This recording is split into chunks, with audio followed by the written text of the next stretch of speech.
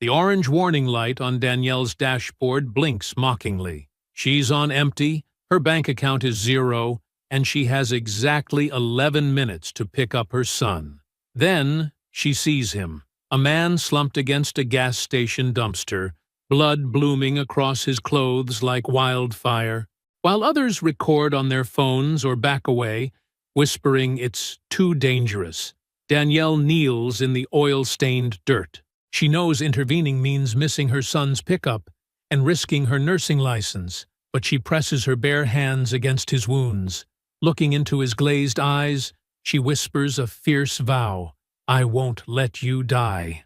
What Danielle didn't know was that this injured stranger was the key to a massive investigation. She didn't realize that by sunrise, a knock at her door would prove that her act of kindness was about to change her life forever. Before we go any further, comment where in the world you are watching from and make sure to subscribe, because tomorrow's story is one you don't want to miss. Sunlight crept through thin curtains in the small apartment kitchen as Danielle Brooks stood at the counter, her fingers tracing over the bold red letters stamped across multiple envelopes. Final notice. Past due. Her shoulders tensed as she added up the numbers in her head, each total higher than the last. The ancient coffee maker sputtered and wheezed, filling the cramped space with its familiar aroma. It was one of the few luxuries she allowed herself. The cheapest brand from the discount store, but still a necessity to fuel her long shifts at the hospital. "Mom!" Isaiah's sleepy voice came from the hallway. "Is there any more cereal?" Danielle quickly shuffled the bills into her purse, plastering on a warm smile. "Good morning, baby. I got your favorite, the ones with the little marshmallows." She reached for the box she'd hidden behind the flour container, saving it as a surprise. Isaiah's eyes lit up as he climbed onto one of the mismatched kitchen chairs. "Really? But those are the expensive ones." "They were on sale," Danielle lied smoothly, not mentioning she'd used a coupon and still paid more than she should have. But seeing her son's face light up made it worth every penny. While Isaiah ate, Danielle packed his lunch, a sandwich cut into careful triangles, baby carrots, and the last apple from the bowl. Her own stomach growled, but she ignored it. "Don't forget your math homework," she reminded him, glancing at the papers spread across their small kitchen table. "Did you eat already?" Isaiah asked, his observant eyes catching the way she only sipped her coffee. "Had a big breakfast earlier, baby." Another small lie to protect him. She'd learned to get creative with excuses for skipping meals. Walking Isaiah to school, Danielle held his hand as they passed the apartment manager's office. A new eviction warning had appeared on their door yesterday, their third this year. Isaiah squeezed her hand tighter, and she knew he'd seen it too. "Everything's gonna be fine," she assured him, though her voice wavered slightly. "We always figure it out, don't we?" "I know, Mom." His trust in her was absolute, making her heart ache with both love and worry.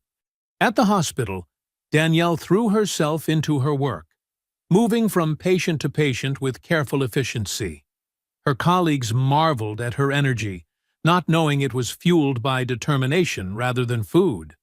"Mrs. Martinez needs her pain medication," Dr. Wilson announced during rounds, shaking his head.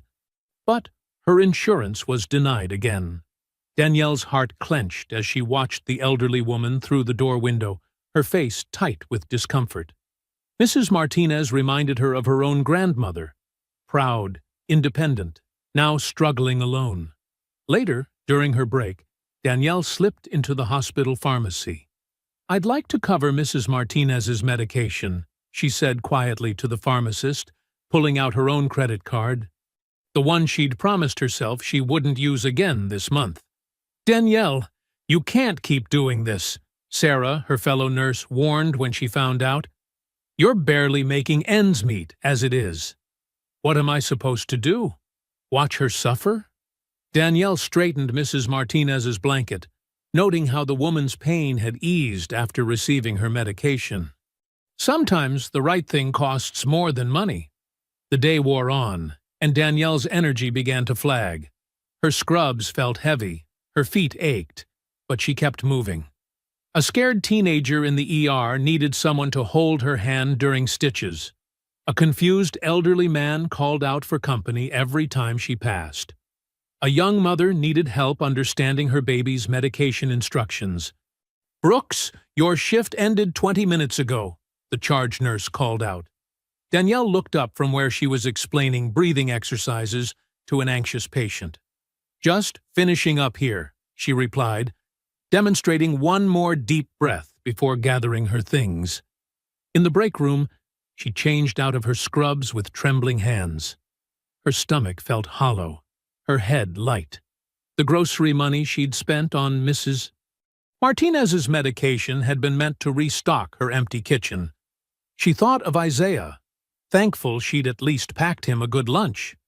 Checking her gas gauge as she slid into her car, Danielle saw the needle hovering just above empty. The payment from her last shift wouldn't clear until tomorrow. She gripped the steering wheel, closed her eyes, and whispered, "Just make it home." The orange warning light blinked at her mockingly as she pulled out of the hospital parking lot. The streets were quiet this late, most houses dark. Danielle tried to ignore how her hands shook slightly, how her vision blurred at the edges from exhaustion and hunger. One more day. She just had to make it one more day until payday. A billboard advertising fast food taunted her as she waited at a red light. Her mouth watered at the image of hot, salty fries, but she pushed the thought away. Isaiah needed new shoes for school. The rent was due. Mrs. Martinez needed her medication. There would always be something more important than her own comfort. The gas gauge dipped lower as she drove, each mile a prayer that her car would keep running. The numbers in her head kept adding up. Bills, medications, groceries, rent. But she wouldn't change her choices.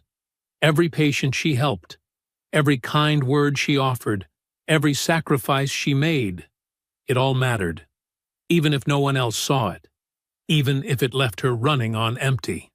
The fluorescent lights of the gas station buzzed weakly in the night air as Danielle guided her car toward the nearest pump. Her hands trembled slightly as she parked, the engine sputtering before falling silent. The digital display on the pump glowed harsh and unforgiving in the darkness. $4.29 per gallon. Danielle opened her worn leather wallet, carefully counting the crumpled bills inside. $23 and some change, barely enough for 5 gallons. She'd meant to save this money for tomorrow's lunch, but without gas, she wouldn't make it home tonight. The station was nearly deserted at this hour.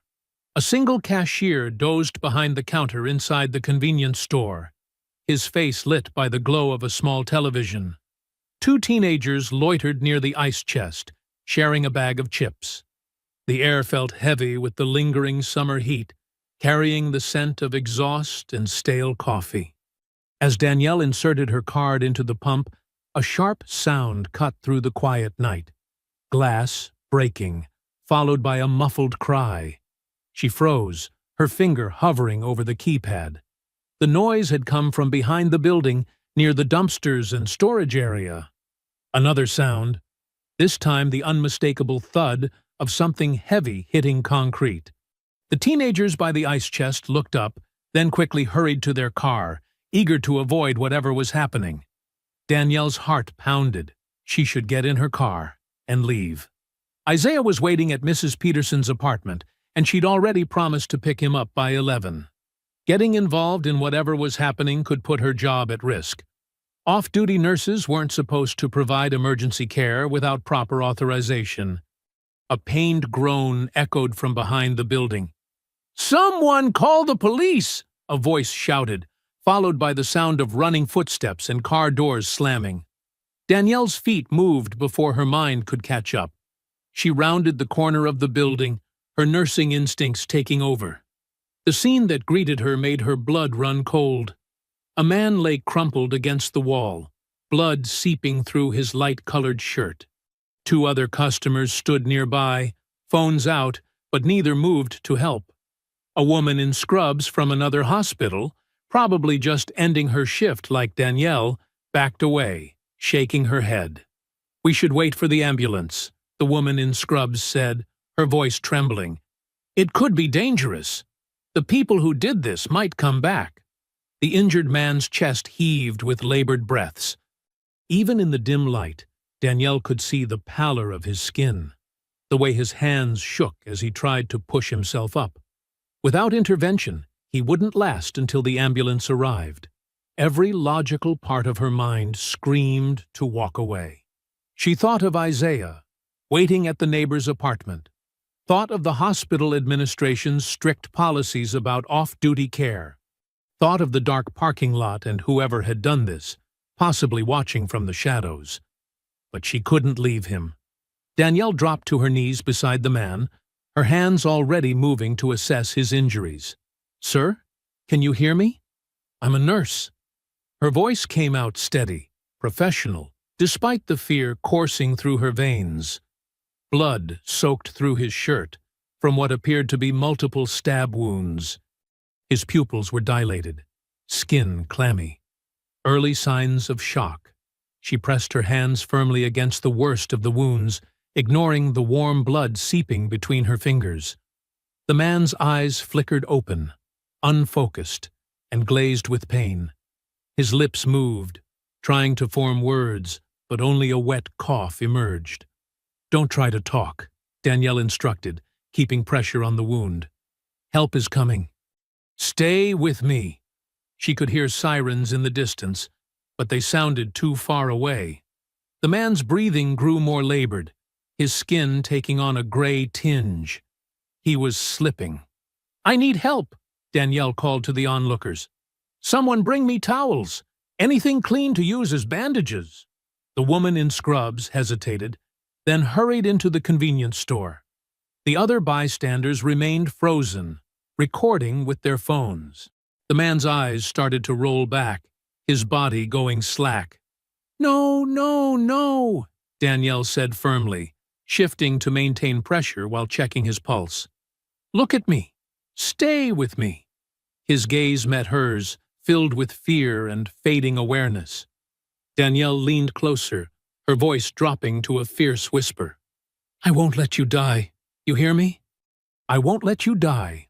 The woman in scrubs returned with a stack of paper towels and a first aid kit from the store. Together, they worked to slow the bleeding, Danielle directing with quiet authority.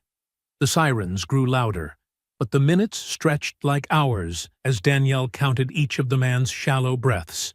Finally, red and blue lights flooded the parking lot. Paramedics rushed around the corner, equipment in hand. Danielle gave them a quick, precise report. Vital signs, observed injuries, level of consciousness. Her training took over, pushing aside her fear and exhaustion. As they loaded the man onto a stretcher, his hand suddenly gripped Danielle's wrist. His eyes were clearer now, intense with an emotion she couldn't read. He tried to speak again, but the paramedics were already moving him toward the ambulance. Danielle watched the ambulance doors close, its lights painting the night in alternating flashes of red and blue. She looked down at her hands, covered in drying blood. Her scrubs were ruined, her knees scraped from kneeling on the concrete. The gravity of what had just happened began to sink in. A police officer approached, notebook in hand. "Ma'am, we'll need to take your statement." Danielle nodded numbly, aware that her quiet night had transformed into something much bigger than herself. Her phone buzzed in her pocket, probably Mrs. Peterson wondering where she was. The gas pump waited, her card still inserted, the tank still empty. But nothing felt the same as it had just minutes ago. The ambulance rocked gently as it sped through the dark streets, sirens wailing. Danielle knelt beside the stretcher, her hands steady as she helped the paramedic monitor vital signs. Even off-duty, her movements were precise, automatic, the result of countless hours in emergency care. "BP dropping," the paramedic announced, adjusting an IV line. 70/40. Danielle pressed fresh gauze against one of the wounds that had started seeping again. The man's skin felt cool and clammy under her touch. Despite the chaos around them, she maintained the same calm demeanor she always did with critical patients. "Stay with us," she murmured, though she wasn't sure he could hear her anymore. His face had grown paler during the short ride, features drawn tight with pain, even in semi-consciousness. The ambulance pulled into the emergency bay with a slight jerk. Doors flew open, and suddenly they were moving, rushing through familiar fluorescent-lit corridors. Danielle matched pace with the gurney, still applying pressure, giving rapid-fire details to the receiving team. Multiple stab wounds to the abdomen and chest. Lost consciousness at scene, but responded to painful stimuli. Immediate blood loss, approximately. "Brooks?" Dr. Bott.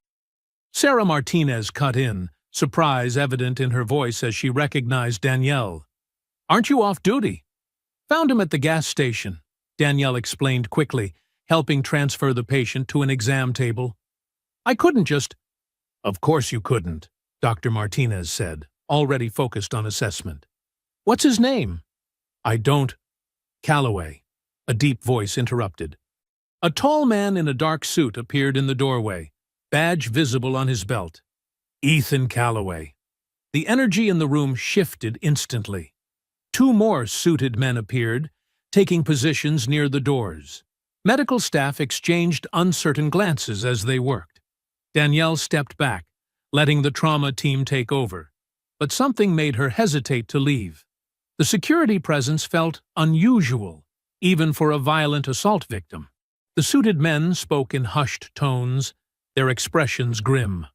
Dr. Martinez worked quickly, calling out orders as nurses cut away the blood-soaked clothing. When they removed his shirt, Danielle glimpsed military tattoos on his shoulder. Something about SEALs, though it was hard to make out through the blood and bruising. "Brooks," Dr. Martinez called, gesturing her closer. "A word?" They stepped slightly aside, though Danielle kept her eyes on the patient. The doctor's voice dropped low, meant only for her ears. "That man is an active-duty Navy SEAL," she said quietly. "He's involved in some kind of classified operation. This wasn't a random attack." Danielle's stomach tightened as the implications sank in.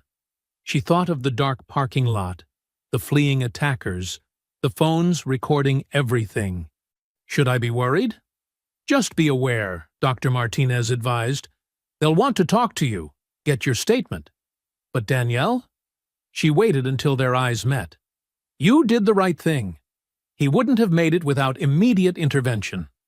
Before Danielle could respond, there was movement from the exam table. Ethan's eyes had opened, clearer than before. His hand reached out, seeking something. Or someone. Danielle moved closer, drawn by the intensity of his gaze. His fingers caught her wrist, grip surprisingly strong despite his condition. "You," he managed, voice barely above a whisper. "At the station. You didn't walk away." He drew a ragged breath. "Thank you." Then his eyes rolled back, monitors screaming as his blood pressure plummeted. The team rushed into action, pushing Danielle aside as they prepared for emergency surgery. "We need to move now," Dr. Martinez shouted, already steering the gurney toward the OR. Danielle watched them disappear through the double doors, her wrist still warm where Ethan had gripped it. The suited men followed, their urgent whispers echoing in the suddenly quiet room. She looked down at her scrubs, now stiff with dried blood. Her hands trembled slightly as the adrenaline began to fade.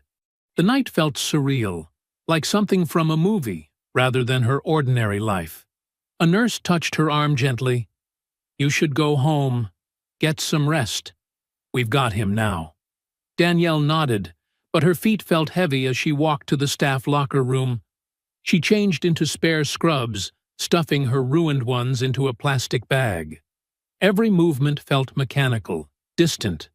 The hallways seemed different as she made her way toward the exit. Darker, somehow, despite the harsh overhead lights. She noticed things she usually ignored. Security cameras tracking movement, shadows in corners, the way footsteps echoed against sterile floors. Near the entrance, she passed two more suited men speaking with hospital security. They paused their conversation to watch her walk by, their expressions unreadable. Danielle kept her pace steady, fighting the urge to hurry. The night air hit her face as she stepped outside, carrying the same humidity as earlier, but nothing else felt the same. The simple act of helping an injured stranger, something she'd done countless times before, had suddenly become complicated, potentially dangerous. She thought of Isaiah, probably asleep now at Mrs. Peterson's apartment. Thought of their quiet life, their careful routines. One decision, one moment of choosing not to walk away, might have changed everything. Her car sat where she'd left it in the employee lot, looking somehow vulnerable under the yellow security lights. Danielle's keys jangled in her shaking hands as she approached it. She couldn't shake the feeling that she'd stepped into something much larger and more serious than a typical emergency room case. The weight of it pressed against her chest as she slid into the driver's seat. She was no longer just a nurse who'd helped an injured man. She was a witness, a participant, a potential target. The key in Danielle's hand trembled as she unlocked her apartment door.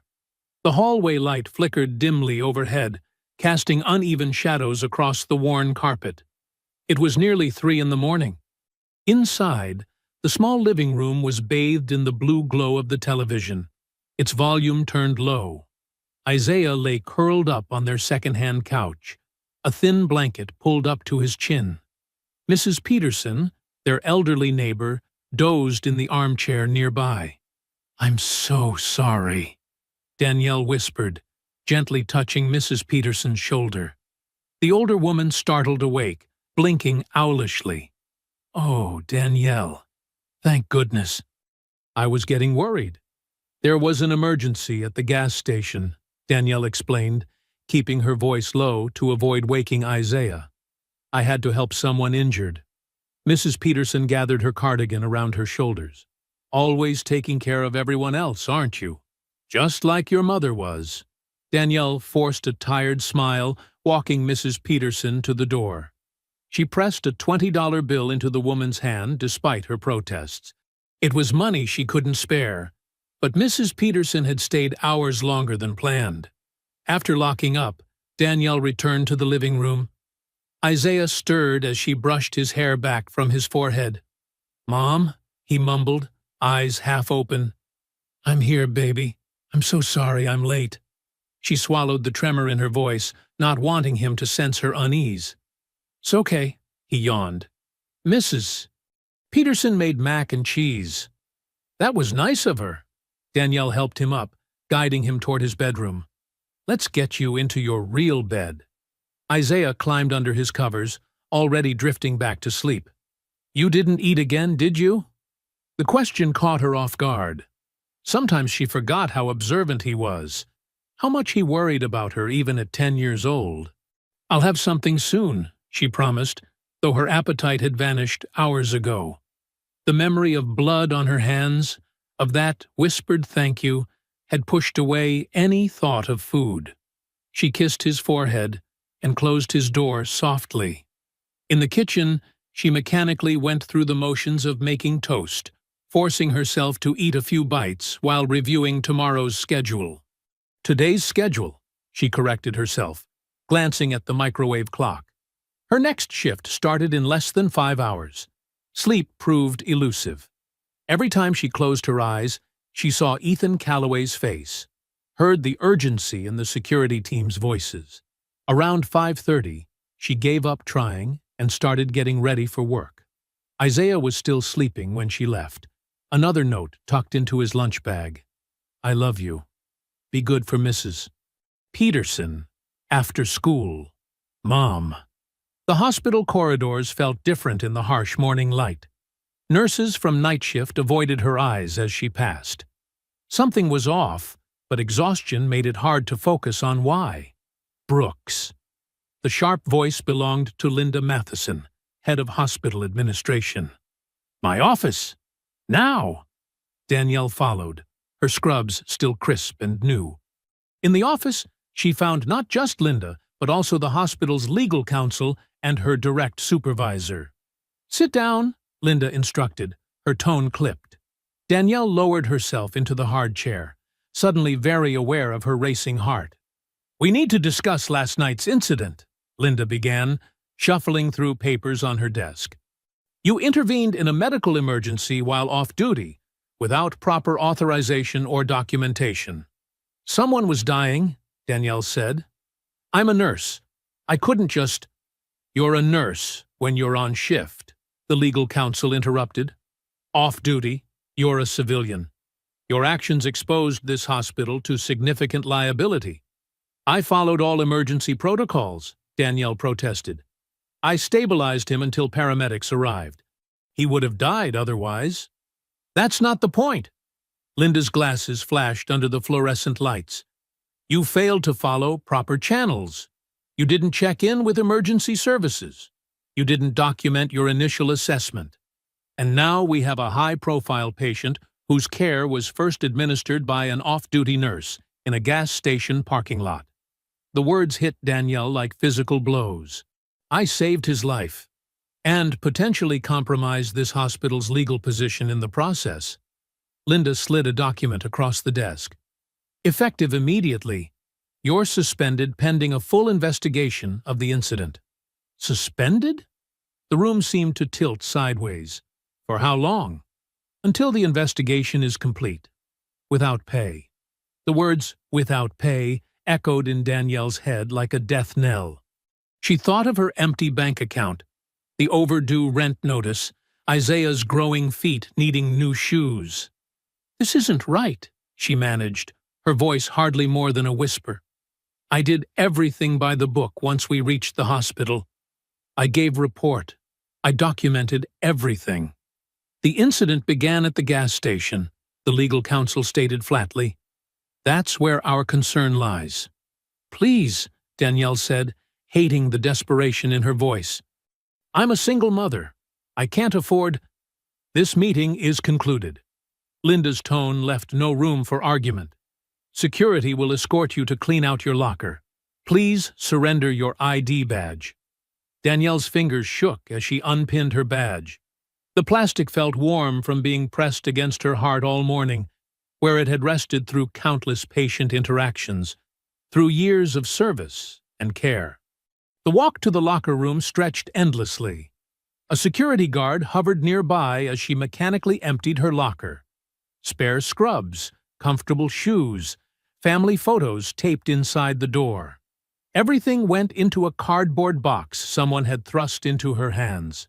Her co-workers moved around her like ghosts, no one meeting her eyes.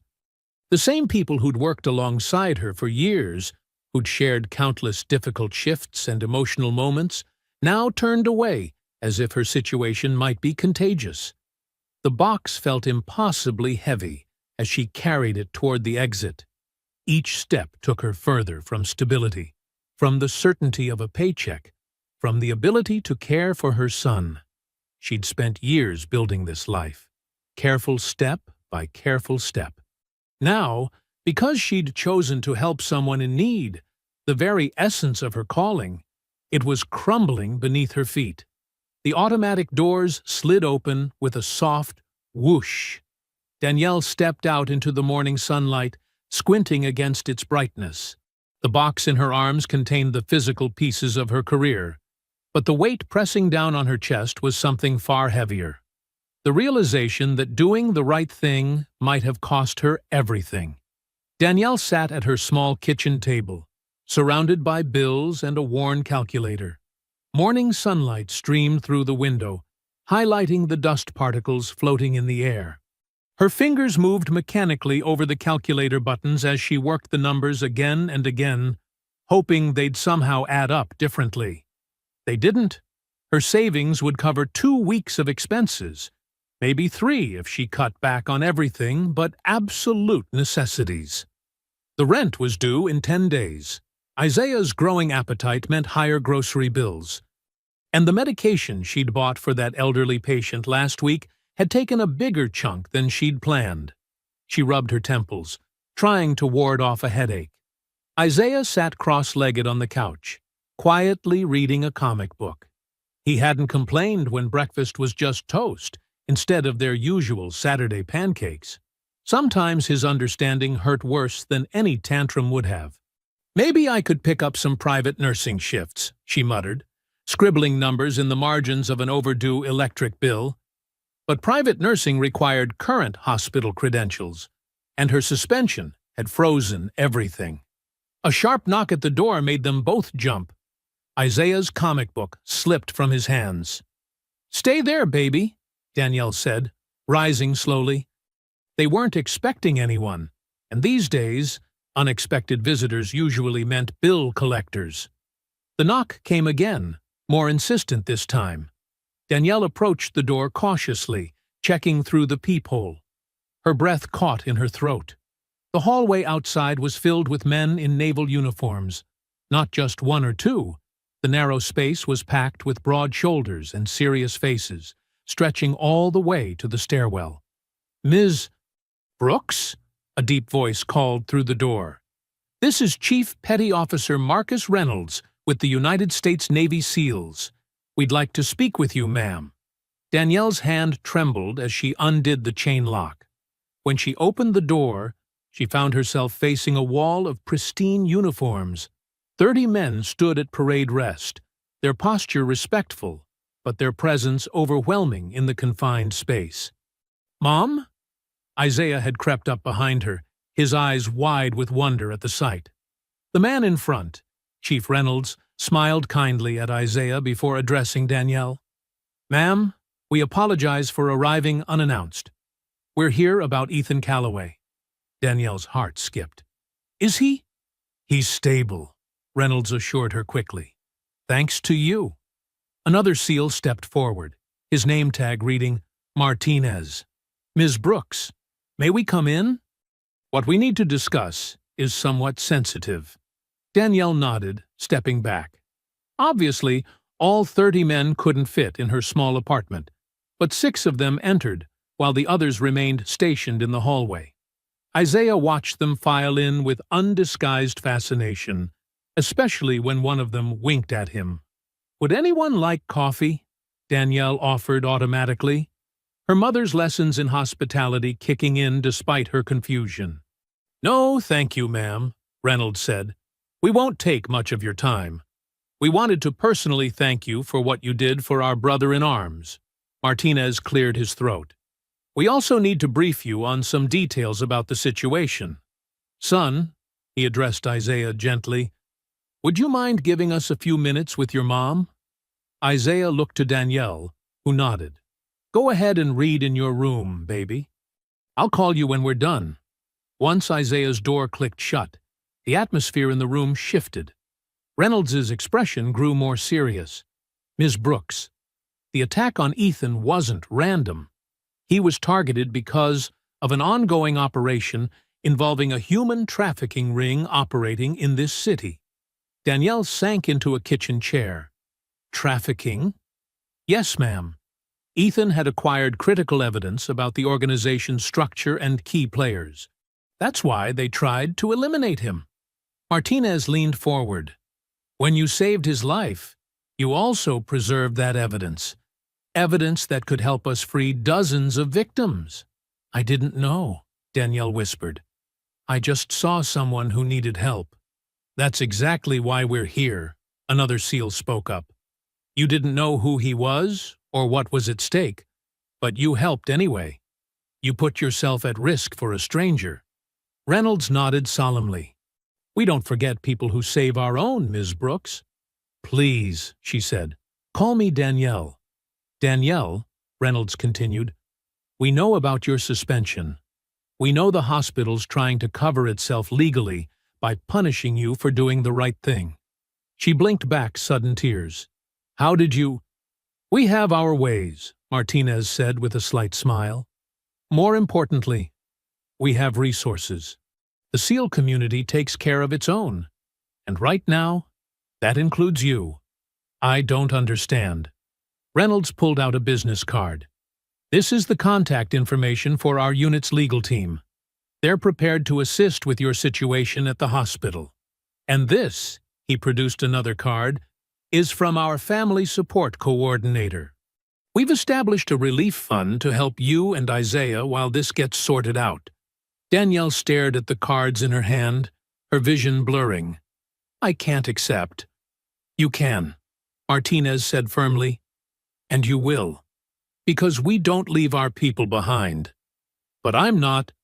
You are, Reynolds interrupted gently.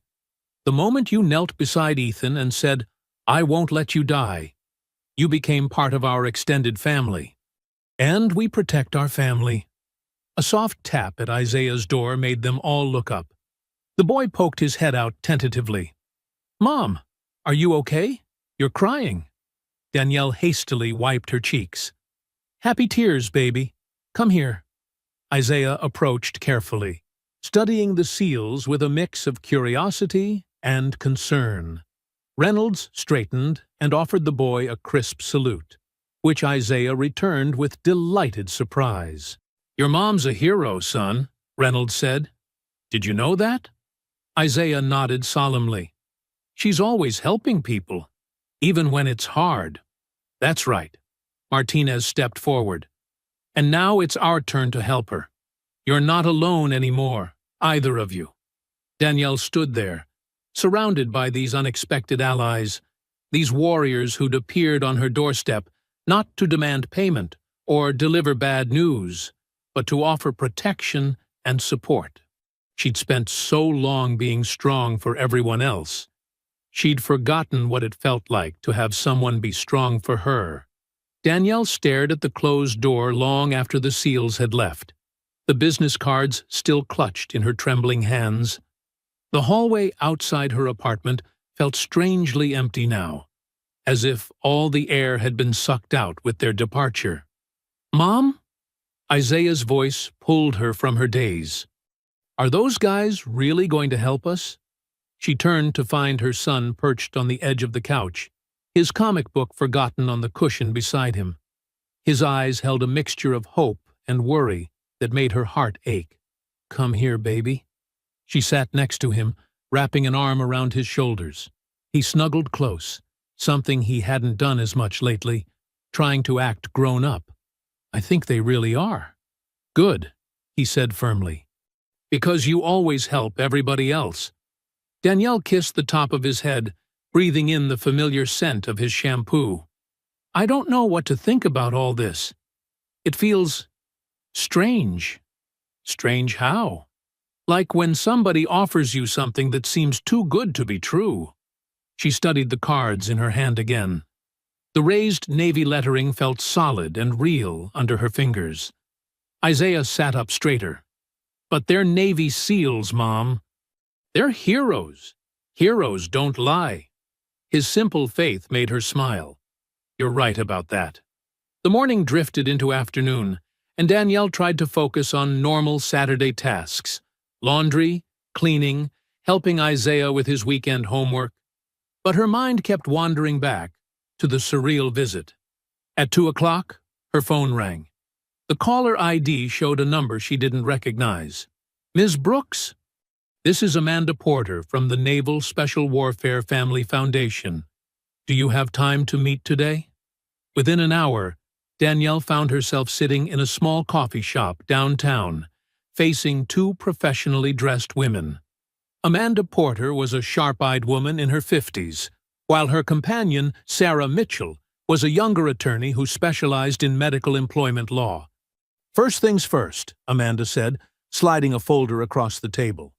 This is the paperwork for the Temporary Assistance Fund. It's designed to cover your basic expenses for the next 3 months. Danielle opened the folder and nearly choked on her coffee when she saw the numbers. This is... I can't possibly. You can and you will, Sarah interrupted firmly, reminding Danielle of the SEAL's earlier insistence.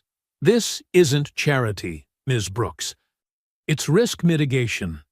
You're currently a key civilian witness in an ongoing federal investigation. Ensuring your financial stability is part of maintaining operational security. But, Mom, Isaiah whispered from beside her. He'd been quietly coloring in the activity book the coffee shop had given him, But now he looked up with serious eyes. "Remember what you told Mrs. Rodriguez when she didn't want to take her medicine because it was too expensive?" Danielle felt her face warm. "That sometimes we need to let others help us so we can keep helping others." Amanda smiled. "Smart boy you've got there." "He is," Danielle agreed softly. She took a deep breath and picked up the pen Sarah offered. Her signature felt strange on the documents, like she was signing away something heavy she hadn't realized she'd been carrying. Sarah pulled out another set of papers. "Now, about your situation at the hospital. Their suspension is legally questionable at best. You were acting within the scope of your medical training to save a life. There's established precedent protecting healthcare workers who render emergency assistance." For the next hour, they discussed strategy. Sarah would contact the hospital's legal department first thing Monday morning. Amanda outlined additional support services available, everything from counseling to childcare if needed. "The community looks after its own," Amanda explained, echoing the SEAL's earlier words. "And right now, that includes you and Isaiah." Danielle felt tears threatening again. "I'm not used to being on this side of things." "We know," Amanda said gently. "That's exactly why you deserve to be." They were just wrapping up when Danielle's phone buzzed with a text message from an unknown number. "Ethan Calloway is awake and asking for you. Can you come tomorrow morning?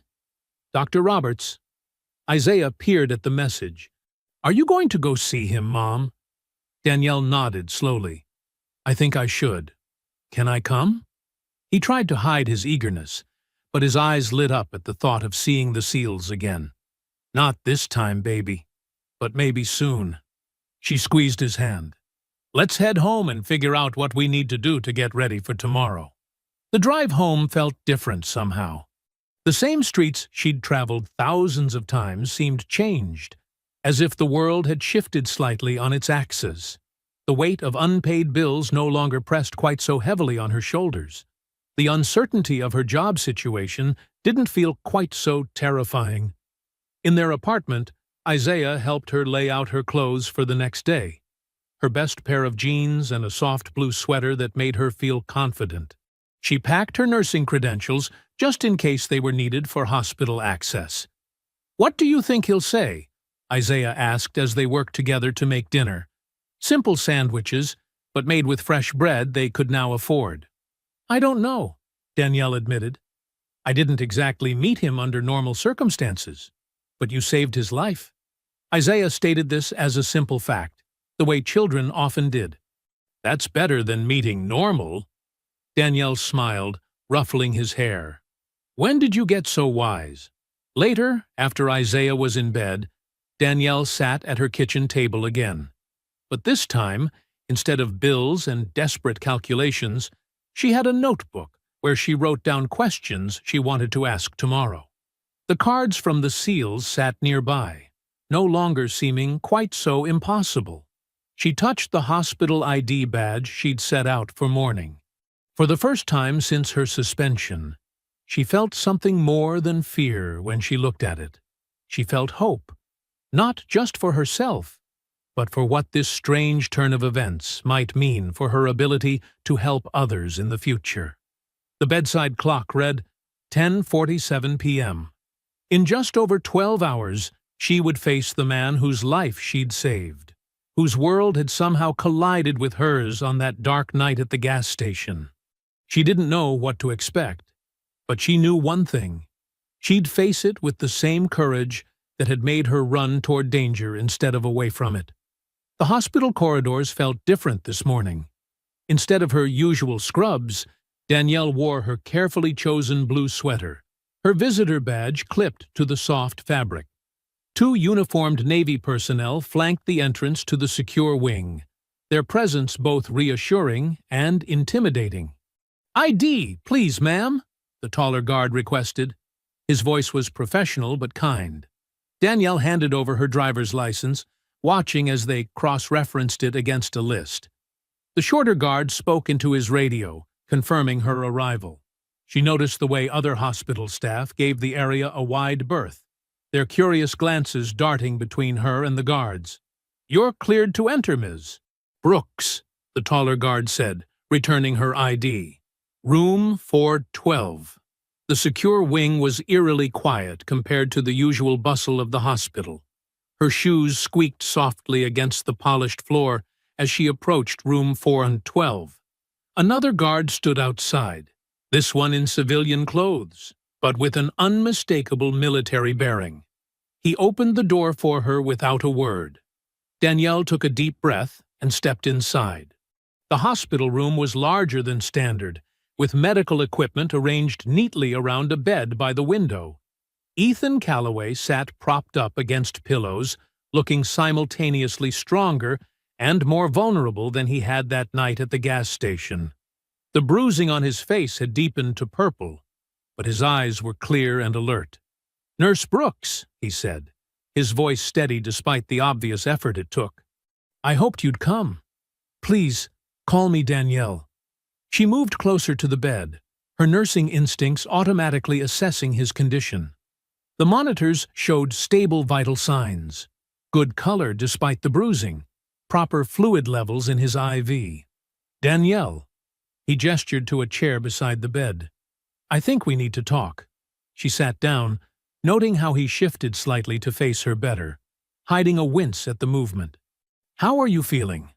"Better than I should be, thanks to you." His eyes held hers.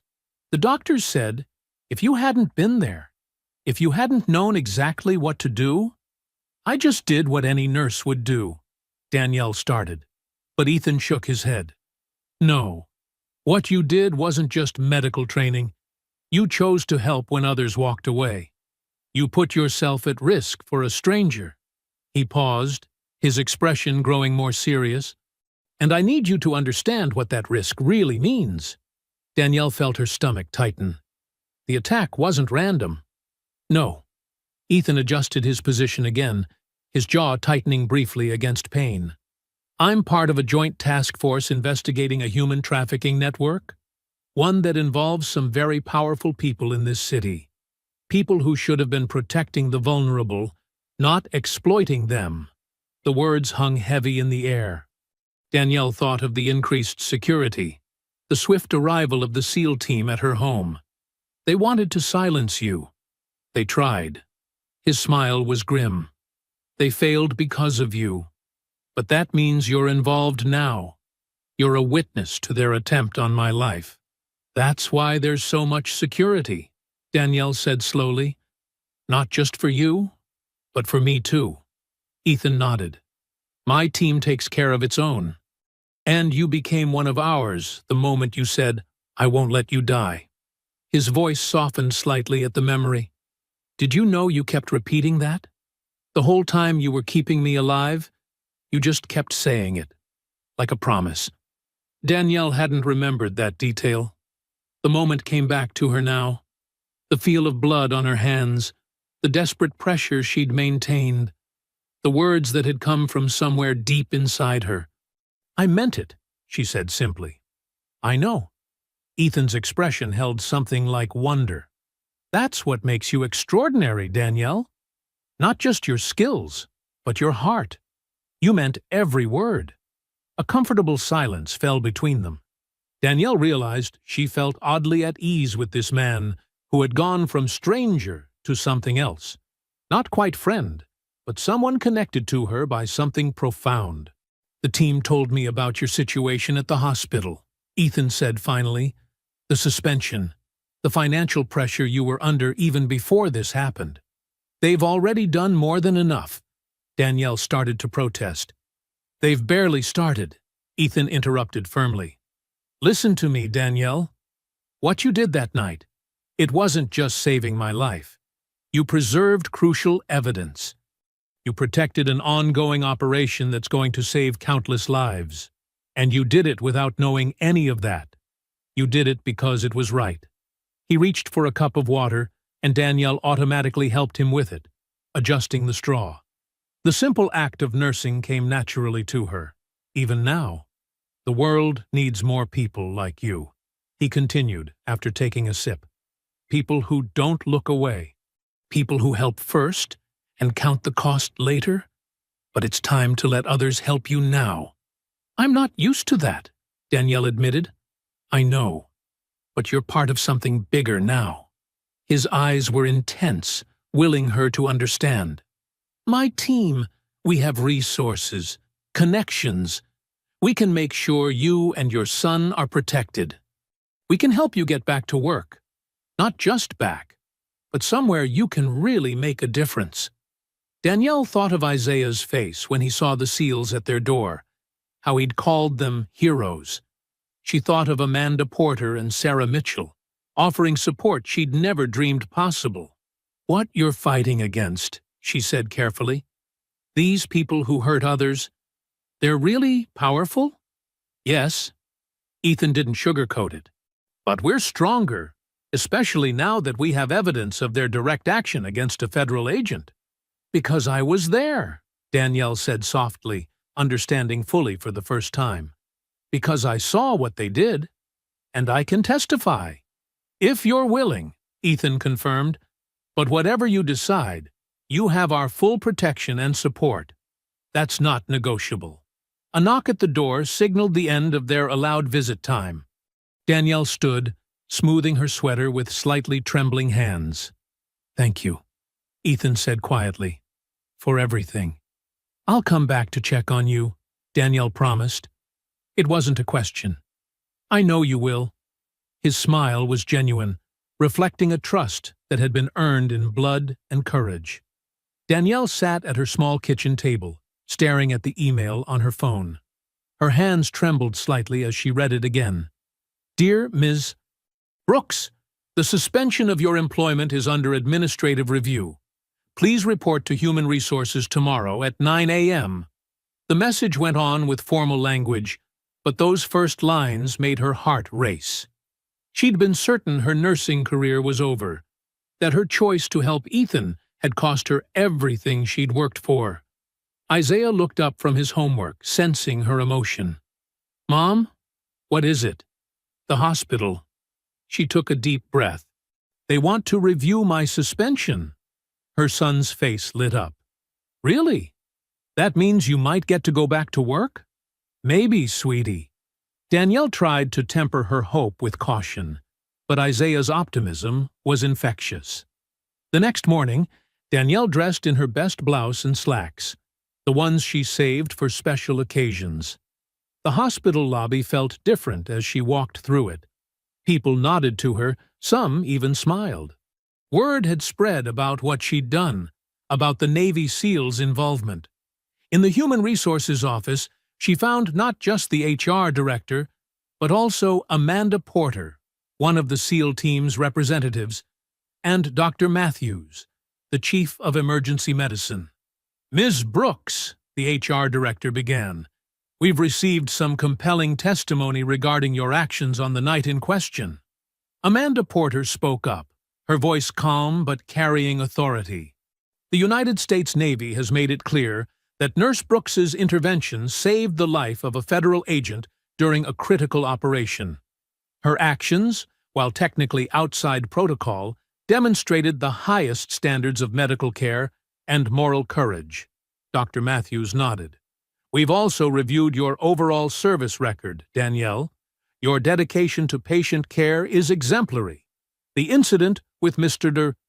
Calloway wasn't an isolated event. It's consistent with your pattern of going above and beyond for patients. Danielle sat straighter, trying to keep her voice steady. I've always believed that being a nurse means helping people, whether I'm on duty or not. That dedication is precisely why we're reinstating you, effective immediately, the HR director announced. There will be a formal review process, but you can return to work while that proceeds. Relief flooded through Danielle. Thank you, she managed to say. There's more, Amanda added, pulling out a folder. The Veterans Support Foundation has taken an interest in your case. They've established a grant to cover your outstanding medical school loans. Danielle blinked, sure she'd misheard.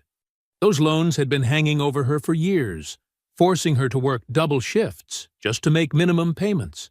I don't know what to say. Say yes, Dr. Matthews suggested kindly. You've earned this, Danielle. Your compassion and courage have inspired a lot of people. Walking out of the meeting, Danielle felt lighter than she had in years. Her phone buzzed with a text from Isaiah. How did it go? She smiled, typing back, I'm back at work. Big surprise news when I get home. That evening, Danielle sat with Isaiah on their worn couch, explaining everything. His eyes grew wide when she mentioned the loan forgiveness. Does this mean you won't have to work so many extra shifts? He asked hopefully. That's right, baby.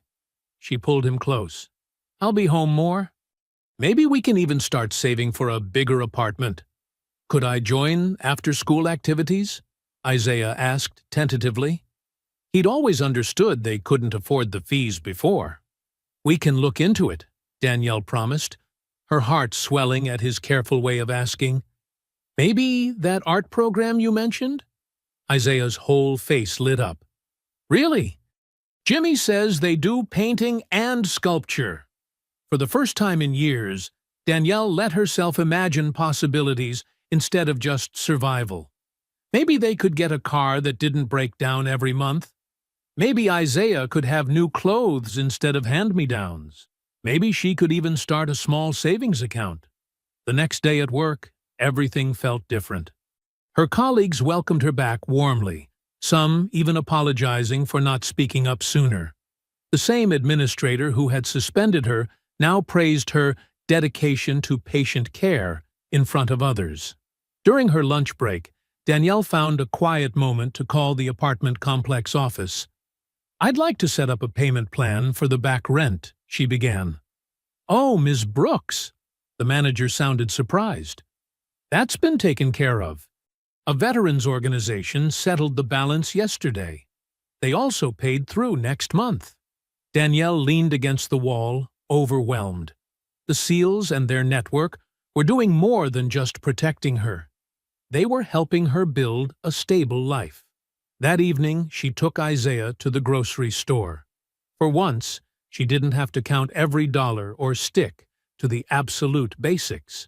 When Isaiah asked if they could get fresh strawberries, usually an impossible luxury, she put them in the cart. At home, watching Isaiah arrange his strawberries carefully on a plate, Danielle felt tears prick her eyes. Such a simple thing, being able to say yes to her son's small request. She thought of all the times she'd had to say no, all the ways they'd had to scrimp and save. Mom? Isaiah looked concerned. Are you okay? I'm more than okay, baby. She wiped her eyes, smiling. I'm just happy. Things are getting better for us. Because you helped that Navy SEAL man? Isaiah asked, offering her a strawberry. Partly, Danielle said, accepting the fruit. But also, because sometimes, when you keep doing what's right, good things find their way back to you. Later, after Isaiah was in bed, Danielle stood at their small kitchen window. The city lights twinkled in the distance, and for once, they didn't seem to be mocking her with all the things she couldn't provide. Instead, they looked like possibilities. She touched the window gently, her reflection smiling back at her. Maybe, she whispered, tasting the unfamiliar flavor of hope. This is really turning around. 2 days after her reinstatement, Danielle walked through the hospital's sliding doors, her nurse's ID badge once again clipped to her uniform. The morning light streamed through the windows, casting long shadows across the polished floor. A few staff members nodded as she passed, their expressions a mix of respect and lingering uncertainty. At the nurse's station, her old locker key waited in an envelope. Sarah, a fellow nurse she'd worked with for years, handed it to her with a warm smile. Welcome back, Danielle. We missed you. Thanks, Sarah. Danielle's fingers closed around the familiar metal key. It's good to be back. The morning rounds felt both strange and comforting. Her patients' charts were exactly where they should be, the routines unchanged. Yet something had shifted. When she checked on Mrs. Rodriguez, the elderly woman who'd been admitted for pneumonia, the patient's eyes lit up with recognition. You're the nurse from the news. Mrs. Rodriguez said, reaching for Danielle's hand. The one who saved that soldier? Danielle adjusted the woman's IV line, maintaining her professional composure. I just did what any nurse would do. No, dear. Mrs. Rodriguez shook her head. Not everyone would have stopped. My grandson, he works at that gas station. He told me how it happened. Throughout the morning, similar moments repeated. Patients and their families mentioned the incident, some offering quiet thanks, others sharing their own stories of times when someone had stepped up to help them. The attention made Danielle uncomfortable, but she handled it with grace. During her lunch break, she received a call from the hospital's public relations department. They wanted to feature her in their monthly newsletter, highlighting her dedication to patient care. The old Danielle would have declined, but she thought of Isaiah and how proud he'd been seeing his mother recognized for doing good. Yes, she said, surprising herself. I'll do the interview. Later that afternoon, she visited Ethan's room during her rounds. His recovery was progressing well, the color returning to his face. 2 guards still stood outside his door, but they knew her now, greeting her with respectful nods. Nurse Brooks, Ethan said, sitting up straighter in his bed. Good to see you back in uniform. How's the pain today? She asked, checking his vitals. Manageable. He watched her work with steady eyes. The investigation's moving forward. Your statement helped connect some important dots. Danielle recorded his blood pressure, keeping her voice low. The other nurses say there have been more federal agents around the hospital. They're cleaning house, Ethan confirmed. Several arrests already, all quiet. High-level people involved in the trafficking ring. The knowledge that her actions had contributed to something larger than herself filled Danielle with a quiet sense of purpose. She'd not only saved a life, but helped set in motion events that would save many others. After her shift, Danielle stopped by the hospital's accounting office. The Veterans Support Foundation had indeed cleared her outstanding medical school loans. The amount made her dizzy. Years of debt vanished in a single transaction. We've also received notification about your continuing education credits, the accountant mentioned, shuffling through papers. They're covered for the next 2 years. Driving home, Danielle allowed herself to fully process everything. Her job was secure. Her debts were cleared. The investigation was progressing. For the first time in years, she didn't feel the crushing weight of financial pressure. At the grocery store, she bought ingredients for Isaiah's favorite meal, homemade mac and cheese with real cheese. Not the powdered kind they usually had to settle for. She added fresh vegetables to the cart without checking prices, still marveling at this new freedom. The apartment felt different when she returned. The tension that had lived in its walls seemed to have dissipated. Isaiah sat at the kitchen table, focused on his homework, but looked up with a bright smile when she entered.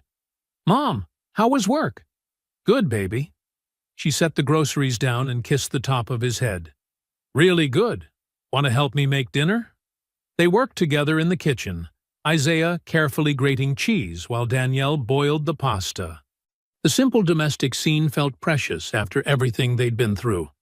My teacher asked about you today, Isaiah mentioned, measuring milk for the sauce. She saw the article about what you did. What did you tell her? I said you're a hero. He stirred the milk carefully. But I already knew that before. Danielle had to turn away for a moment, blinking back tears. When she'd made that split-second decision at the gas station, she'd never imagined it would lead to this. Not just safety and stability, but a chance for her son to feel proud of their family's legacy. After dinner, they sat on the couch together, watching a movie, a small luxury they'd rarely had time for before. Isaiah leaned against her, content and sleepy. The evening news played quietly in the background, mentioning arrests of several prominent local officials, though no names were released. Time for bed, sweetheart, Danielle said when the movie ended. In his room, Isaiah climbed into bed while Danielle pulled up his covers. The streetlight outside cast a gentle glow through his window, and for once, the neighborhood sounds seemed peaceful rather than threatening. "Mom?"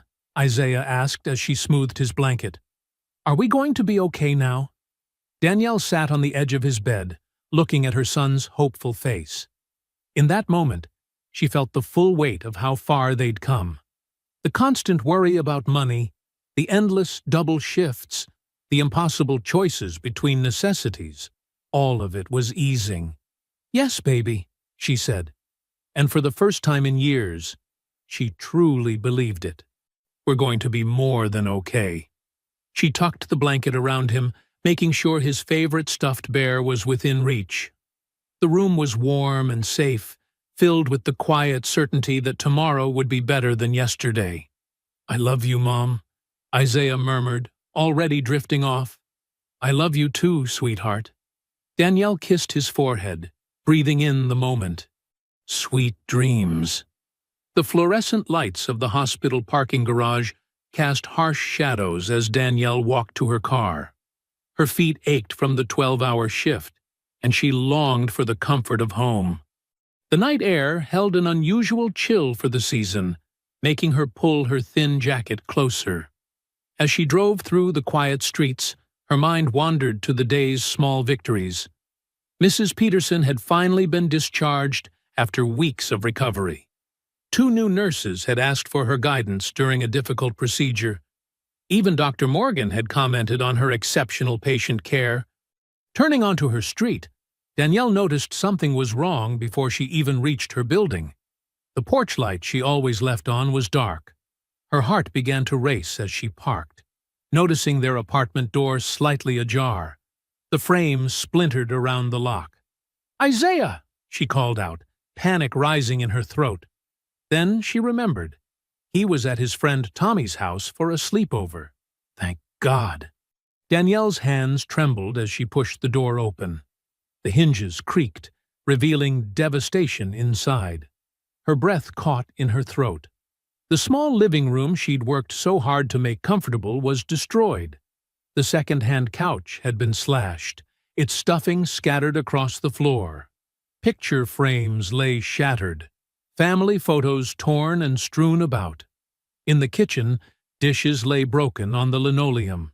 Cabinet doors hung open, their contents dumped. The refrigerator door stood open, food spoiled and dripping. But what made her blood run cold was the message sprayed across the wall in angry red paint. "You should have walked away." Danielle backed out of the apartment, fumbling for her phone with shaking hands. She called 911 first, then the number the SEAL team had given her for emergencies. While waiting for help, she sat in her car, doors locked, watching her building with frightened eyes. The police arrived first, 2 officers who took photographs and notes, but offered little comfort. "Probably just kids," one suggested, despite the obvious, targeted nature of the attack. They gave her a case number, told her to call if she noticed anything missing. An hour later, 2 men in plain clothes arrived, security contractors connected to the SEAL team. They were more thorough, checking for surveillance devices and taking detailed photos of the message. They spoke in low, serious tones about escalation and protective measures. "We'll have someone watching the building tonight," one assured her. "You should stay somewhere else until we can secure the apartment." But Danielle had nowhere else to go. No family nearby, no close friends with spare rooms. She spent the night in a cheap motel, unable to sleep, jumping at every sound. The image of her violated home played on repeat in her mind. Morning came with harsh fluorescent light through thin curtains. Danielle's phone buzzed, a message from hospital administration requesting an immediate meeting. Her stomach knotted as she dressed in yesterday's wrinkled scrubs. The hospital's administrative wing felt colder than usual. Sharon Myers, the chief of nursing, sat behind her desk with a carefully neutral expression. The hospital's legal counsel stood nearby, arms crossed. "Danielle," Sharon began, not meeting her eyes. We've received concerning information about security risks associated with your involvement in the Calloway case. I was just doing my job, Danielle protested weakly. Your actions, while admirable, have created liability issues for the hospital. The lawyer stepped forward, sliding a document across the desk. We're terminating your employment, effective immediately. But I haven't done anything wrong, Danielle's voice cracked. I saved someone's life. This isn't about right or wrong, Sharon said softly. It's about protecting the hospital and our patients. We can't have potential criminal elements targeting our staff. Danielle read the termination letter through blurring tears.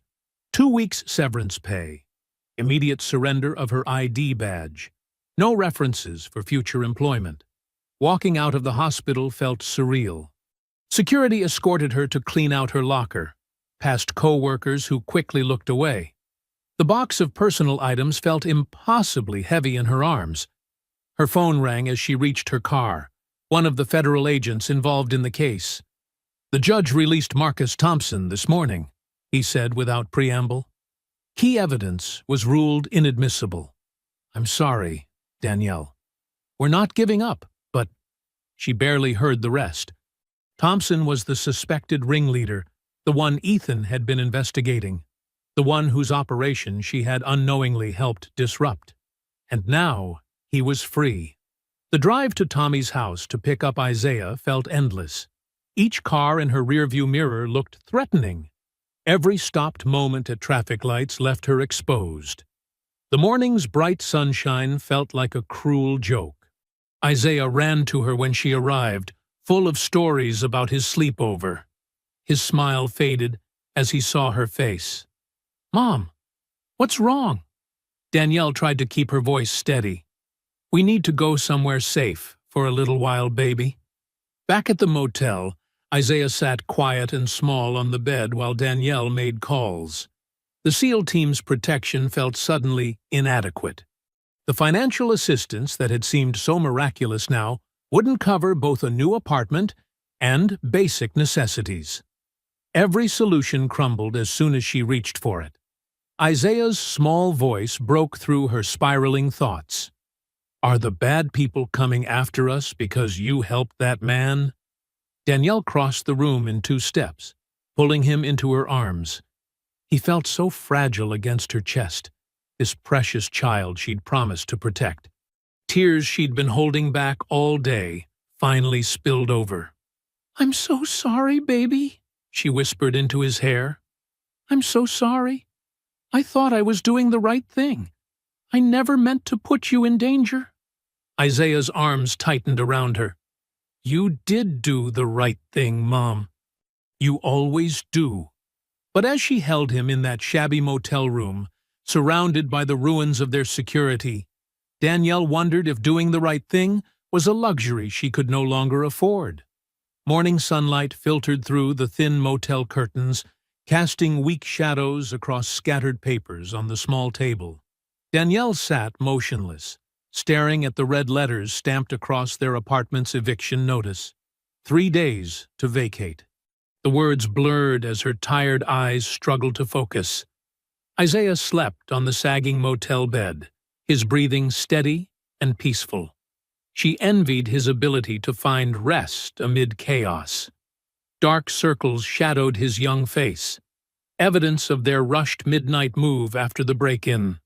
A box of his favorite cereal sat unopened beside him, a small attempt at normalcy she couldn't quite manage to provide. Her phone vibrated against the table. Another unknown number. Lately, every call brought more bad news. Her finger hovered over the ignore button before duty won out. Ms. Brooks? A woman's voice, professional but gentle. This is Agent Sarah Marshall, with the FBI's Human Trafficking Task Force. Danielle's throat tightened. Yes? We need to meet. It's about the Thompson case.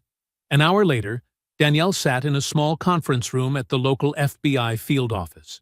The walls were bare, except for a large map marked with colored pins. Agent Marshall sat across from her, a thick file folder between them. Another agent, introduced as Cooper, stood by the window.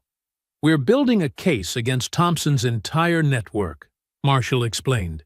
"But we need witnesses willing to testify in open court." The fluorescent lights hummed overhead as Danielle processed the words. "Open court? You mean publicly?" "Yes.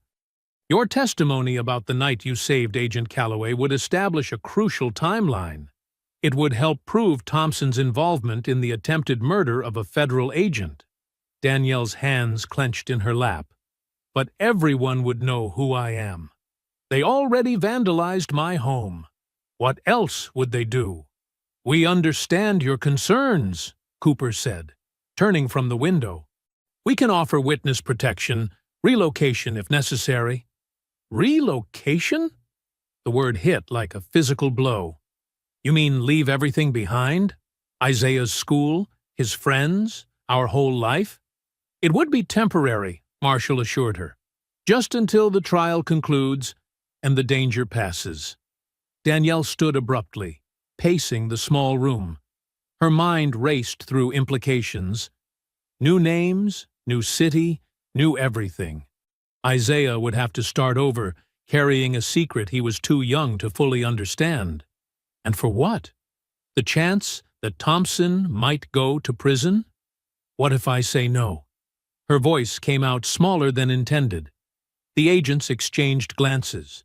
Without witness testimony, the case weakens significantly. Thompson could walk free permanently and continue trafficking innocent people, Cooper added quietly. Danielle sank back into her chair, the weight of responsibility crushing down. She thought of her hospital patients. How many had been trafficking victims themselves? How many more would suffer if Thompson remained free? But Isaiah's face floated in her mind, scared, confused, asking why they had to leave their home. "I need time to think," she managed. Back at the motel, Isaiah was awake and watching cartoons. The sight of him, so innocent and vulnerable, sent fresh waves of guilt through her. Had her compassion that night at the gas station endangered everything she held dear? "Mom?" Isaiah muted the TV. "Are you okay?" Danielle tried to smile. "Just tired, baby." "Was it about the bad people again?" She sat beside him, pulling him close. "Sort of. The police want my help to catch them." Isaiah looked up at her with those wise beyond his years eyes. "But it's dangerous?" "Yes." No point lying to him. He'd seen too much already. "Like when you helped that hurt man? Even though it was scary?" Danielle's breath caught. The memory of that night felt distant now. The blood on her hands, the fierce certainty that she couldn't walk away. "That's different. This time, it affects you too. But you always say doing the right thing is important, even when it's hard." Tears threatened to spill. When had her little boy grown so insightful? Sometimes being a mom means making hard choices to keep you safe. "I know you're scared," Isaiah said, his small hand finding hers. "I get scared too. But you're the bravest person I know." Danielle stared at their joined hands, his tiny fingers wrapped trustingly around hers. The same hands that had once cradled him as a newborn, that had worked countless hospital shifts to provide for him, that had pressed against a stranger's wounds because she couldn't bear to let someone die. Her whole life had been about protecting people. Her patients, her son, even strangers in need. But now, facing the biggest threat they'd ever encountered, she felt paralyzed by fear. The weight of choice pressed down like a physical thing. Walking away would be easier. They could move somewhere quiet, start fresh. Isaiah would be safe. But would he be proud of the example she set? Would she recognize herself in the mirror, knowing she'd chosen safety over justice? The eviction notice caught her eye, red letters stark against white paper. In 3 days, they'd have nowhere to call home anyway. Everything familiar was already slipping away, whether she testified or not. Isaiah's cartoon played silently on the TV, some hero facing impossible odds to help others. Her son watched with rapt attention, believing in good triumphing over evil, believing in her. Danielle looked at him, really looked at the child she'd raised alone, who somehow understood right from wrong better than many adults. He wasn't just something to protect anymore.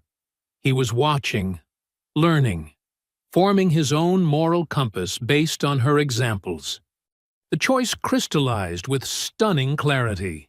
She couldn't teach him to be brave by giving in to fear, couldn't show him the importance of helping others by walking away when it got difficult. The world Thompson represented would still exist, would still threaten children like Isaiah, unless someone stood against it. Her phone sat heavy in her pocket, Agent Marshall's card beside it. One call would set everything in motion: testimony, protection, upheaval. But looking at Isaiah's trusting face, Danielle finally understood which path she had to choose. That afternoon, clouds gathered outside the secure safe house, where Danielle waited in a modest conference room. The wall clock ticked steadily, marking each moment of uncertainty. She traced her finger along the smooth wooden table, her mind still replaying Isaiah's words from earlier. The door opened, and Ethan Calloway entered, moving carefully but steadily. Though still bearing visible injuries, his presence carried quiet strength. Behind him, 4 other SEALs filed in, including Lieutenant Commander Marcus Reed, their team leader. They took seats around the table with practiced efficiency. "Thank you for coming, Danielle," Ethan said, his voice carrying the same calm she remembered from the hospital. "We heard about the FBI's request." Danielle straightened in her chair, hands clasped tightly in her lap. "They want me to testify publicly, to put my name out there." "We know it's a lot to ask," Reed interjected, his weathered face serious. "Especially after what happened to your home." "Isaiah and I are already living in a motel," Danielle said, the words tasting bitter. "We have nowhere else to go anyway." Ethan leaned forward slightly, his movements measured. "That night at the gas station, you could have walked away. Nobody would have blamed you. But you didn't." "That was different," Danielle protested. "It was just me then." "Now, Isaiah, we'll have the full protection of our team," Reed completed firmly. "Plus, federal marshals, FBI security details. We protect our own, Danielle. And you became one of ours the moment you saved Ethan." One of the other SEALs, Peterson, opened a laptop and turned it toward her. "We've already secured multiple safe locations, different cities, complete identity protection protocols. You and Isaiah would have round-the-clock security until the trial ends."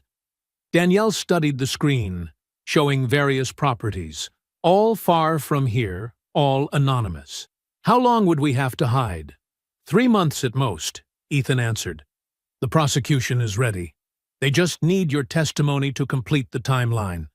Another SEAL, Wilson, spoke up. "We understand if you say no. Thompson's organization has hurt a lot of people.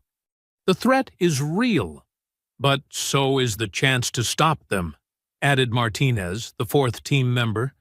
"Your testimony could save countless lives, kids who might end up like the victims we've rescued."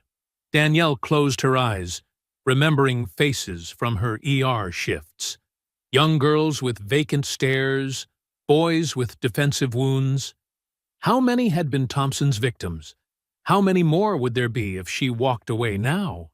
"I'm not trying to pressure you," Ethan said softly, "but I saw your courage firsthand. When everyone else stayed back, you ran forward. That's who you are, Danielle. Someone who helps, no matter the cost."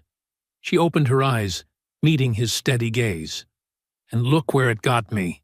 Unemployed, evicted, hiding in a motel with my son." "No," Reed countered. "Look where it really got you. You saved a life, preserved crucial evidence, gave us a chance to bring down an entire trafficking network. Your compassion didn't just help one person, It created a ripple effect that could save hundreds. Peterson pulled up another screen. We've tracked Thompson's operation across 5 states. Conservative estimates suggest he's trafficked over 300 victims in the past year alone, mostly minors. The numbers hit Danielle like physical blows. 300 lives destroyed. 300 families shattered. How many of them had children Isaiah's age? The choice is yours, Ethan said. But remember who you are. The woman who looked me in the eye when I was bleeding out and promised not to let me die. The nurse who gives away her lunch to homeless patients. The mother who shows her son every day what real courage looks like. Danielle's hands unclenched slowly. Isaiah said something similar this morning. About doing the right thing even when it's hard. Smart kid, Martinez smiled. Sounds like he knows his mom pretty well. Wilson slid a folder across the table. This is the witness statement the FBI prepared. Take time to read it carefully. But know that if you sign it, you're not alone. We'll be with you every step of the way. Danielle opened the folder, scanning the detailed account of that night. The clinical language couldn't capture the fear, the uncertainty, the split-second choice to help instead of hide. But it could help ensure justice. She thought of Isaiah watching his cartoons, believing in heroes who stood up to evil. Thought of her patients, vulnerable and scared, needing someone to fight for them. Thought of herself, who she truly was beneath the fear and exhaustion. If we do this, she said slowly, I need to know Isaiah will be safe. Really safe. You have my word, Reed declared. Every member of this team considers protecting you and Isaiah our highest priority. We don't leave anyone behind. The others nodded firmly, their commitment evident in their posture, their expressions, their unwavering attention. Ethan pushed a pen toward her. Whatever you choose, you've already proven your courage.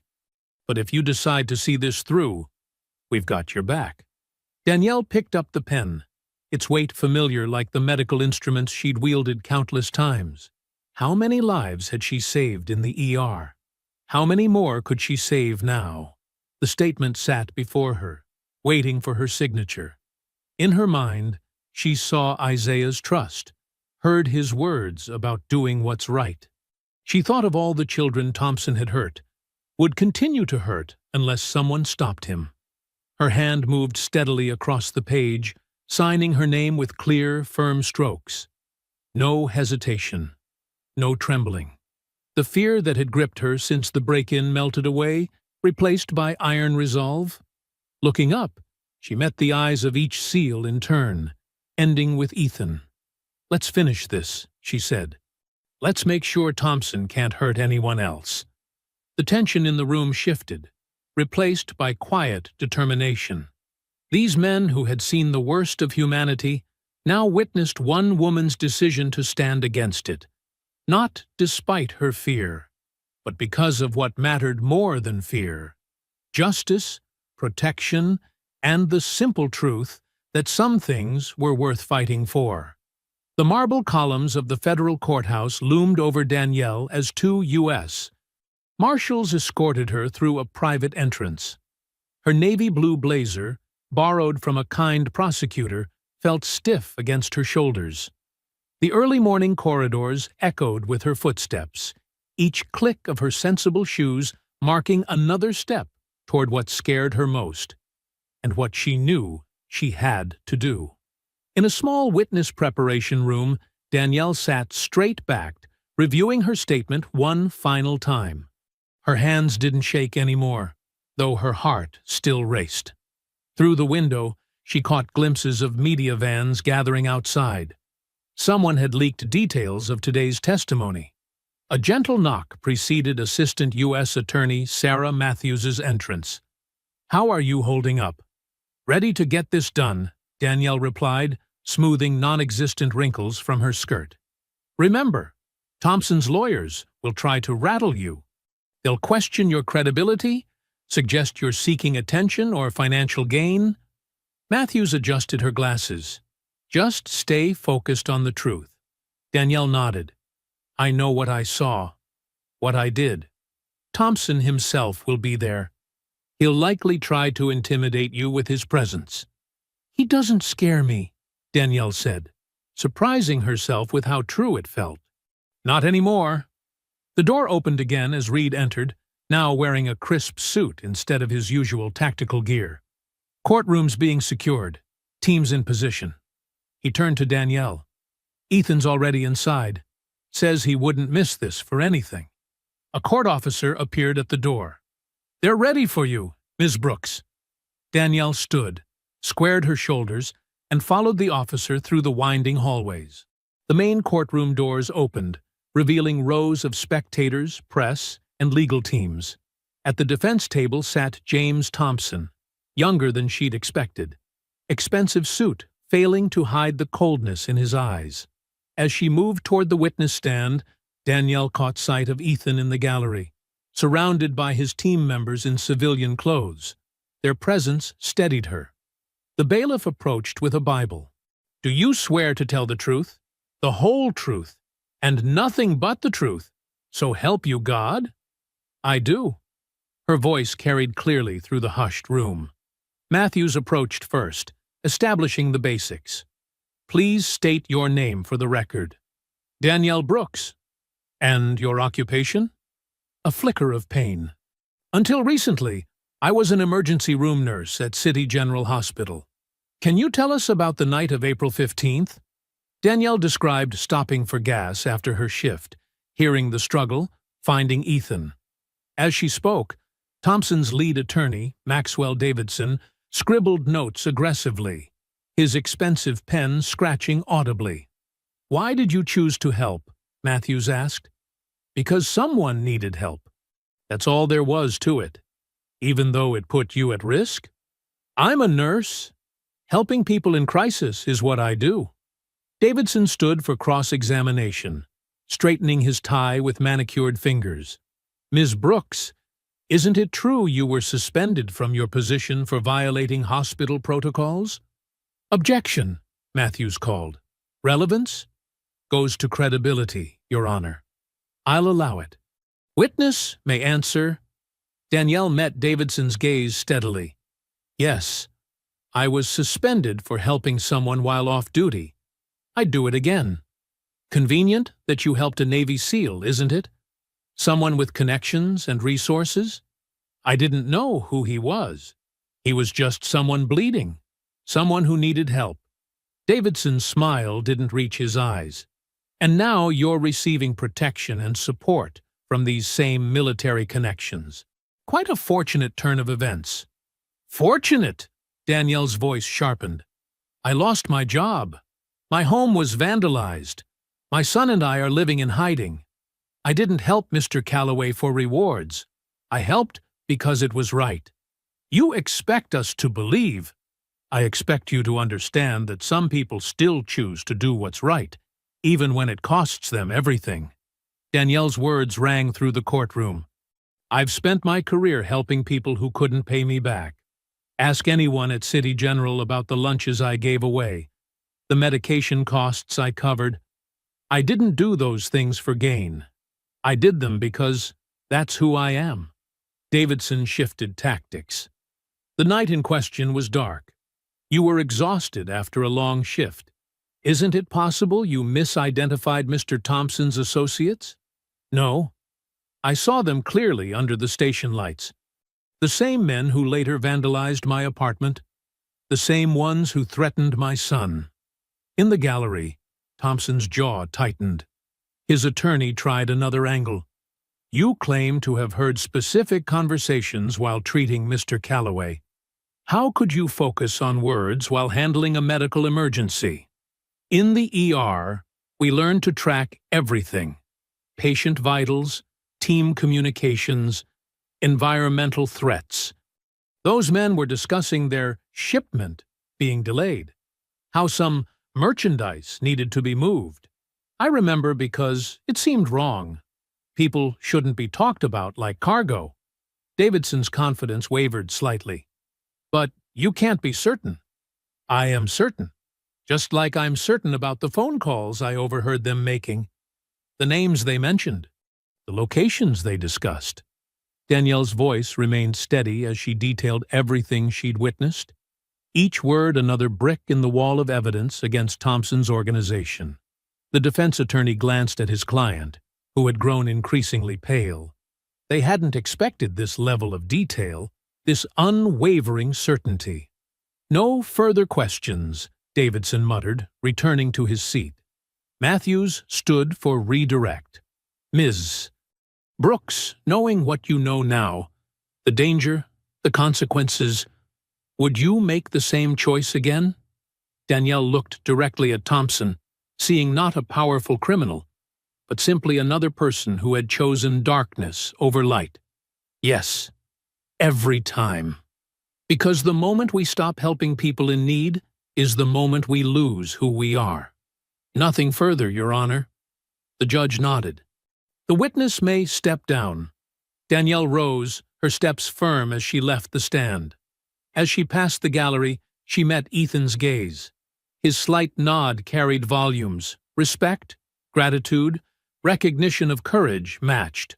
She had done more than testify. She had shown that one person's choice to help, to stand firm, to speak truth, could help bring down an empire built on others' pain. The marshals fell into step beside her as she exited the courtroom, her purpose fulfilled, her spirit unbroken. Sunlight streamed through the small window of the temporary apartment where Danielle and Isaiah had spent the last 3 weeks.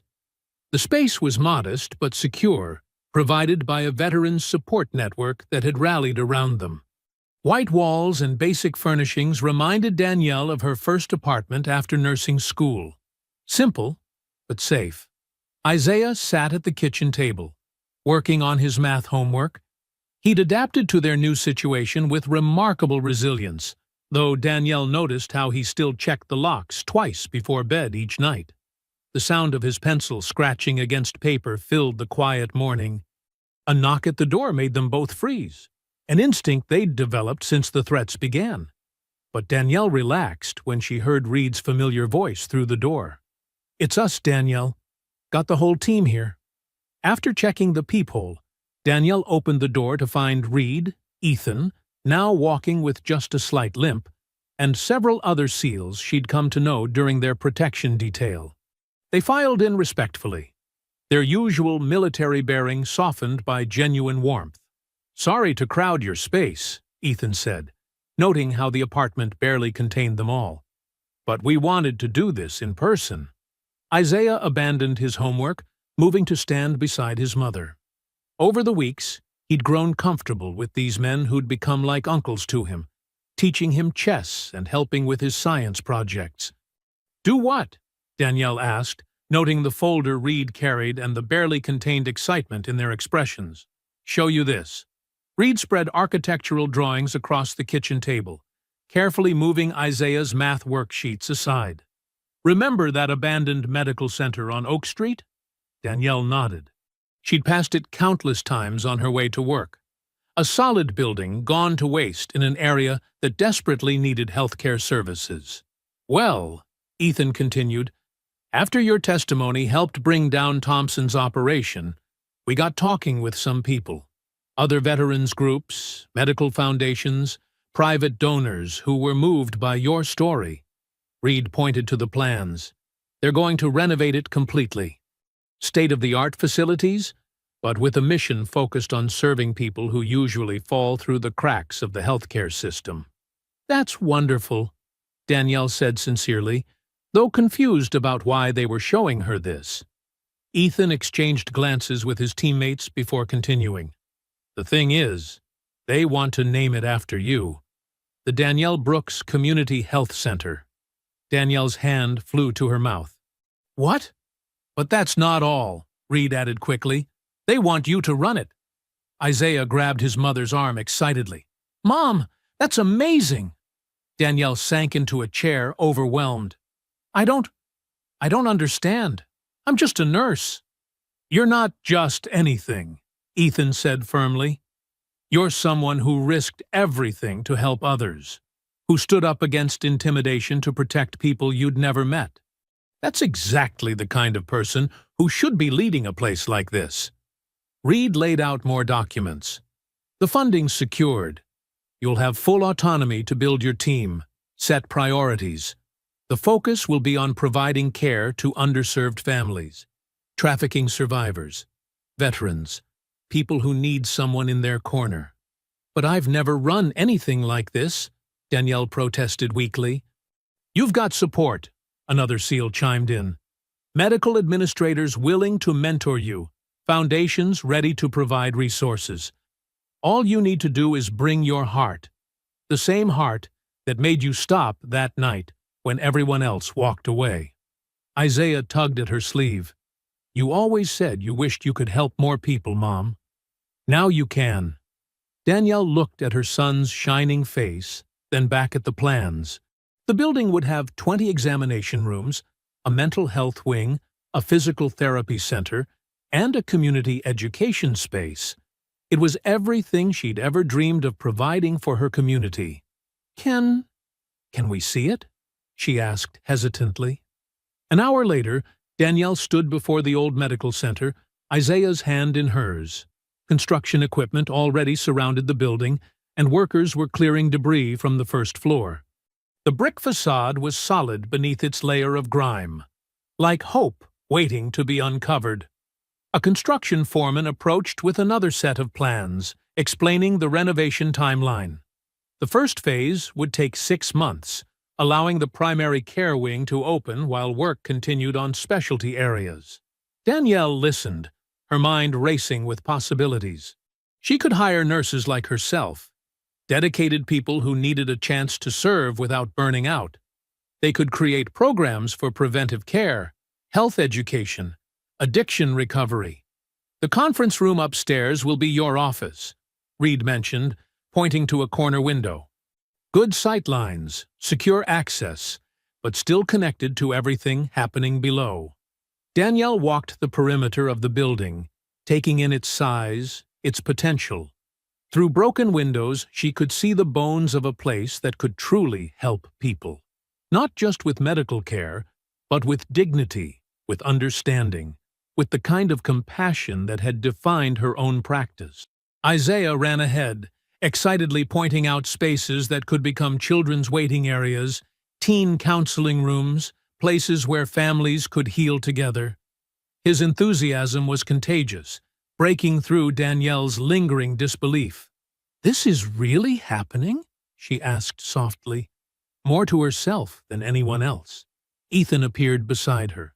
"You gave me a second chance that night. Let us give you one too. A chance to do what you've always done, just on a bigger scale." Danielle touched the building's worn bricks, feeling their solidity beneath her fingers. A month ago, she'd been counting coins for gas, skipping meals to make rent. Now she stood on the cusp of something transformative, not just for her and Isaiah, but for an entire community. Workers began removing the old signage above the entrance, the metal groaning as it gave way. Soon, new letters would take its place, marking not just a building, but a promise. That kindness had power, that courage brought change, that one person's choice to help could ripple outward in ways they never imagined.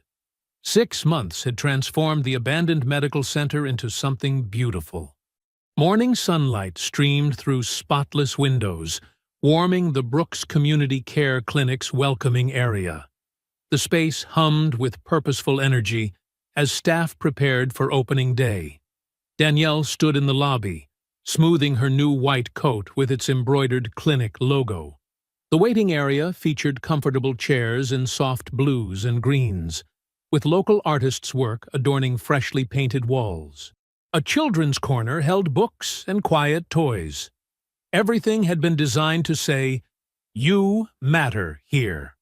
"Mom, the first patients are arriving in 15 minutes, Isaiah called from behind the reception desk. At 10 years old, he'd insisted on helping before school, proud to wear his junior volunteer badge.